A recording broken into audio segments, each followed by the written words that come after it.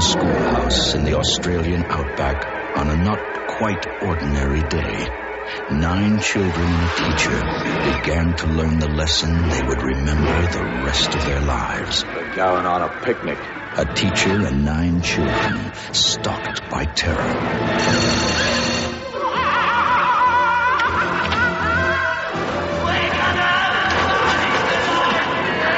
You know how to catch a rabbit? No, sir. See, rabbits can't look straight ahead.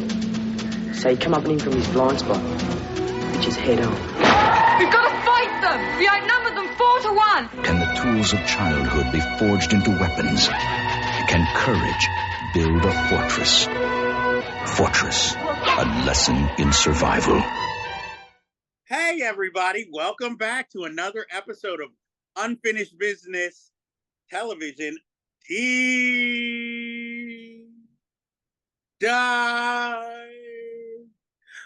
This week, before I introduce the film, I am your host, as always, Jeff Galashaw of Unfinished Business, at Unfinished B2 on social media. And with me, as always, is my co-host, Andre Joseph of AJ Epics Productions. Walk away, or we'll spare your lives. Just walk away. For those who might not get the reference, this week we are covering Fortress, not the Christopher Lambert movie. We are taking a look at 1985 Fortress, directed by Arch Nicholson and starring Rachel Ward and Vernon Wells. This story is based on a true life story of a teacher and a group of kids who were kidnapped by men and held for ransom. It was a plot used in the Dirty Harry movie. But here we have a difference, because this time they fight back. So, again, this film takes place in Australia, and it stars Rachel Ward. She lives at one of her students' houses with the family. And in kind of introducing what's to come, at the beginning of the film, one of the sons stays up all night to catch a wolf that's been killing all their chickens. There are several backlit shots of Rachel Ward getting ready for school in this movie, and then walking the terrain past these train tracks with the 2 boys until she finally gets to the school. And then in a short montage, we're introduced to all the little kids and their types, where I can't talk about the Australian educational system, because this seems to be a very small town. So all different grades are all in the same classroom, and she's the only teacher for it. When all of a sudden, her class is interrupted by 4 masked men. And since we couldn't pay copyright for it, they're all Father Time, Santa Claus, Goofy Duck, not Daffy. I don't even know what they called the cat dude. I'm just like, Catman? And of course, huh? Mr. Wiggles. Yeah, and Mac the Mouse. You know, now that Mickey's in public domain, maybe you could get a Mickey Mouse man. So they are outside the classroom, and at first she's like, close the doors. But then the little kid who had to take a shit is still outside, and they're holding him up there. So it's like, oh, damn, we got to let him in. And so then they put them all in this van. And I'm like, unlike most movies, from the first minute, her and this class are already thinking escape routes. Like, when they complain they gotta pee, they stop the van, they all go pee in the van. Tommy's supposed to go run and hide, and then they get back in the van and sing this stupid song, and then this little girl cold snitches, but I said, that's Tommy's line. One of the things that I've always remembered over the years is that line from this movie. I was like, oh, that little bitch. I know she's a child. So Tommy gives himself up once they're threatening to put a shotgun to another child. He's the same kid who took a shit. So I'm like, this kid is just getting used like crazy. So they put them in this cave, and then they go leave, and then they discover there's a lake or river that they could get to the other side, which leads to freedom. So another topless scene for Rachel Ward. So, and even when she's swimming, when she gets out of the water, you can see clearly through her bra. Hey, I saw this in 1985 as a kid, so certain things you remember, even on the rewatch. So they make their escape, get into a older couple's house for food, but dun dun dun, the villains already beat them there. And then the father time starts getting grabby with Rachel Ward, and then they kill this old couple just to show how despicable these men are. Though they're forward thinking enough to eat with their backs to them, not to show their faces. So, which makes me question: did they plan on releasing them, and they just didn't want them to describe, or were they going to kill them the whole time? So then they run and stay in the barn, but then they get total control of the duck guy and make an escape. And then they make an example of him. I'm like, I would not want to do a crime with these guys because I'm like, so I let them escape so we kill me? But yet, when his other compatriots perish, Father Time gets emotional. Like that is that type of movie. And then when they make it to some kind of hillside cave after Tommy gets shot in the shoulder, and which looks like he got shot by the fucking Terminator by a future bullet, because it looks like he's got all this debris and fucking like when the Terminator takes his eye out and there's this plastic, then there's this. That's what the bullet wound looks like. So they get to this cave, set up traps and everything, and then wait for them to come, which they do. And then basically they kill all of the kidnappers in their own way, no spoilers. But then at the end has one of the most gruesome scenes I've seen with children involved. And then we see the aftermath where finally the cops and the government want to ask questions. And now we get this thing like, oh, they're a whole little tribe now willing to defend their teacher to the ends of the earth. So yeah, that's Fortress in a nutshell. But to talk about how I first saw this movie, my grandmother and uncles had cable, so it was on at HBO all the time, and I was drawn to it because it was a movie that had kids in it. So you know, they were more of the cast than there are adults. So I guess it was sort of like the hardest Amblin movie you could think of, even though Rachel Ward's the teacher. And, you know, all these years, I thought Rachel Ward was Australian till I looked up this movie and found out, oh, no, she's British. And the only reason she was in Australia at the time was because she's married to Brian Brown. Because she was not actually the first choice for this role. It was actually Bess Armstrong, who some of you might remember. I'm sorry for you if you remember this, but Dream Lover with James Spader and Madsen Amick. Also, My So-Called Life. She was a main character on that, playing Claire Danes' mother. I remember her from Jaws 3D. I think I picked the better of all the films. But Actors Equity would not let her play the role, so they were scampering for a star. And luckily they found Rachel Ward. And I will admit, if Rachel Ward was not in this movie, it would not be as memorable for me, at least. Because I will say I had a crush on Rachel Ward after this movie. On some versions I've noticed on YouTube, because it was on YouTube for free, and then of course they took it down. But in the foreign language version, they cut the kids' scene with Father Time towards the end. You know, the gruesome scene.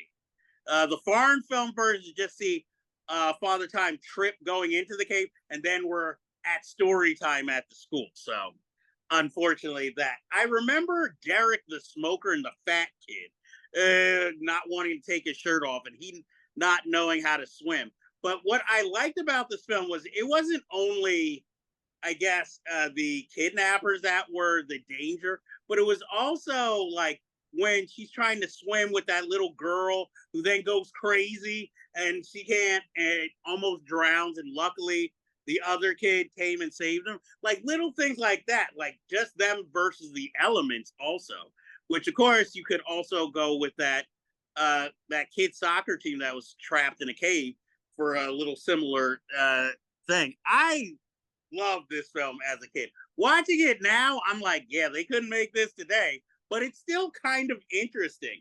I probably wouldn't show it to my kids if I had any until they were like at least 13. But I hate to say it, it's still a banger.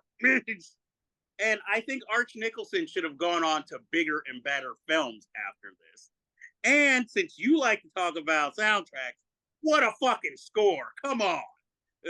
Like to this day, I still remember certain soundtrack cues.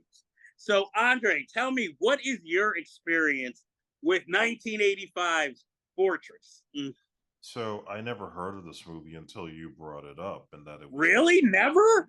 No, you told me it was used to be on HBO back in the day, but I think I was too young for that to even be on my radar. But I was and still am a Rachel Ward fan. She's incredibly sexy. I've had a crush on her since Sharky's Machine and Against All Odds. And yeah, this is the one reason I was very attracted to watching this film was because she was in it. But not knowing too much about the plot, that it would involve kids and these thieves, these murderous thieves trying to kidnap them for ransom and then going on the run. And I didn't understand why it was called Fortress until you get to the third act when they take that stand by the caves and the cavern. Um, like you, I came out of this really saying, you can't make this shit today. It is incredibly violent, but it works. It is thrilling. The danger is very real, very intense, especially the scene with the old couple. When you think they're gonna be safe there and then they get whacked, that was pretty damn harsh. And then yeah, for the kids to go through all of these very big moments of physical jeopardy, even like the little things of, having enough matches to light the fires or having starting to lose food in the caves or how much air that they could survive on were things that I thought really added a lot of tension and not just having to run from the thieves themselves. I wanted to see a little bit more of Vernon Wells in here. I couldn't really spot him as much, and I feel like he's too big of a star to have in a mask the whole time. That was my one gripe about it. But overall, I mean, yeah, of course, anytime you see Rachel Ward without clothes is nice, but that's besides the point. She works here as, like a Sigourney Weaver type, very strong, very smart, still an authority figure in protecting the kids, while at the same time there's a vulnerability there because she doesn't know she's going to be able to make it through. So I like that as well, like trying as hard as she can to remain strong in front of them. And so I don't want to see this movie ever get remade or retouched. It's a pure Oz exploitation flick. And I should also note that the version that I saw was the cut version with the original ending of the kid slaughtering the last guy and then surrounding the police when they're being questioned, which to me made no sense to me because these kids were fighting for their lives, but yet you want to question them because the bad guys got brutalized. Like, what about the old people that got brutalized? That makes no sense to me. And I wish the director was still alive to talk about that. I would like to know more about that aspect of it.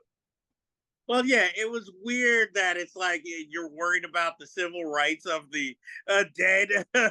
kidnappers.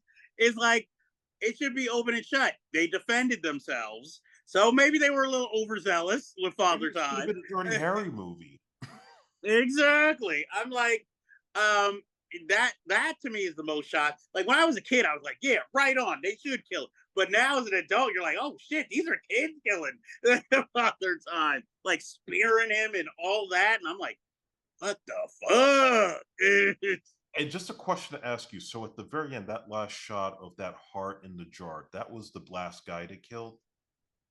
I don't know, but probably since Yeah. they slaughtered him enough to like still have a keepsake. Like, hey, remember? It's like a class trip battalion. Like, hey, remember that time? Like I don't know if they were trying to like be ironic or make it dark, like, oh yeah, now these kids are gonna be messed up just like the bad guys. Like, no, they fought for their lives, and then they seem like normal kids when the police aren't around. Well, maybe it's the show. They have heart. In the end. Spot on symbolism. Exactly. I like that they kept little things like, I guess, the oldest girl not wanting to take her top off in front of everybody for that swim. You know, like little details like that. That's why I like, even though they call it ozploitation, it doesn't feel as exploitive as it could have been. You know, obviously you would not have any shots of any top kids in their underwear today like they did for the swimming scene. They would have somehow swam in their clothes today. They would throw your ass in jail for that. Exactly. So, but I will mention some things like this was actually, even though it came on HBO in America, it was released theatrically in Australia. And, let's see, the cave, that was a set. And the underwater scenes, that was a film tank. Which, I mean, I figured it was a tank. But I was shocked when I found out that the whole cave was a set. You know, I thought that was an actual location. The water inside the lake, inside the cave, looked like it had way too much chlorine in it. Well, it just looked too clean, too, and untouched. Yeah, way too clean. And,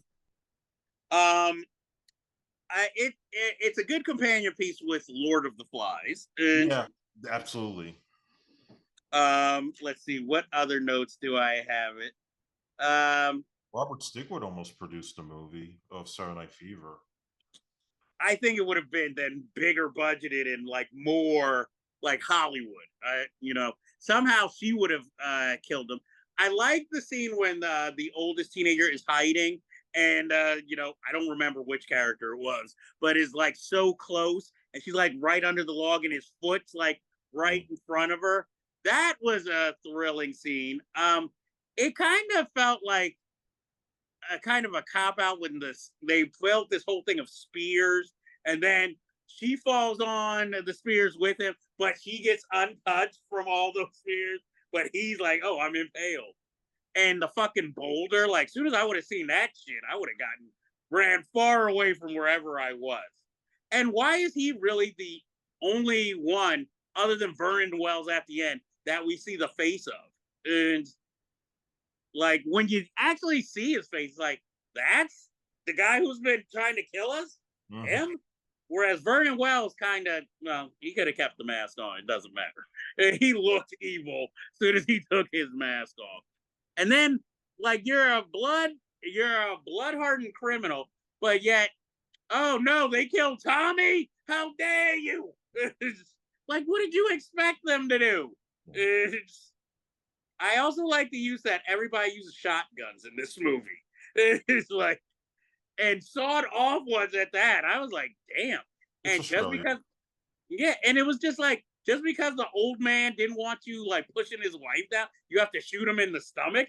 It was like, and then the girl trying to pick up the fish. Like, girl, really? I'd be running right about now. And also, and I'm like, Lunsford almost directed this movie, Mr. Driving Miss Daisy. I know, and I am so glad he did not. It's like Bruce Barnes. I'm not saying he's a bad director, but he never directed anything that would have been this type either in his whole career. So Mr. Church instead. Yeah, I'm afraid what he would have did with this. This would have been too clean. I feel like, you know, or we have Aborigines in here. Nah, then it would have been too much like Walkabout. Because do they even tell us what part of Australia we're in? Nope. Exactly. So it's like, is this Aborigine country? Is this just a small town? Is this Victoria? Yeah. So it was just like, it's just weird. I mean, again, not like I'm an Australian expert, like, oh yes, Aborigines are never in that region. But you know, this is a film, I know there's a 4K release on DVD, but this is a film I wish more people knew about, even if you're just an ozploitation fan. Because I'm like, unfortunately, anytime you mention the name Fortress, they think of the Christopher Lambert sci-fi movie. And I'm like, this one is better and more memorable. Yeah. You know, I don't know who exactly the audience is for this film, maybe people who remembered the news story and wanted to see how they made it more into a action revenge movie. And Yeah, probably the people that saw the Meryl Streep movie with the dingo ate my baby. I'm like, she would have been an inspired choice, but I don't think as many teenage boys would have been like, oh yeah, in a bra swimming, Meryl Streep.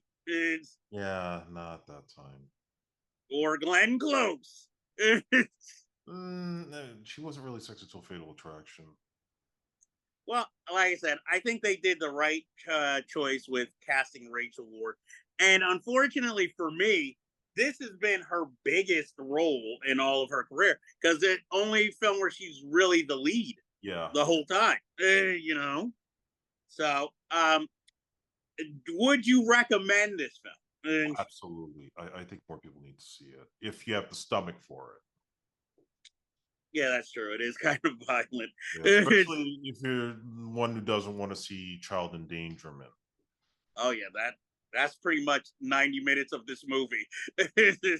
But yeah, I love it because that's why this is not one of those films I chose to bring up to pick on. I actually generally love this film as a childhood favorite when I was way too young to be watching this movie. Because I've been watching this movie probably from 7 up, literally. But I will admit I haven't seen it in over a decade. So that's why I was like, let me revisit it. And I was like, wow, it still slaps. So I don't have any trivia or anything for Fortress other than what we've talked about. Is there any like parting words you want to say about Fortress? More people need to find it, and yeah, shame that we didn't see enough of that director who I think passed away in 1990. So yeah, I think he probably could have done some really amazing American films if he had ever transferred over. Exactly. And this is based on a novel by Gabrielle Lord, if anybody wants to seek out the source material for it. And unfortunately, that ends our business this week when it comes to Fortress. But as always, you know us at Unfinished Business Television and deep dive have more films to look at and present to you, good or bad and ugly. So until then, we bid you adieu. If you like this review, please be sure to like and hit subscribe to be alerted to new episodes in the future.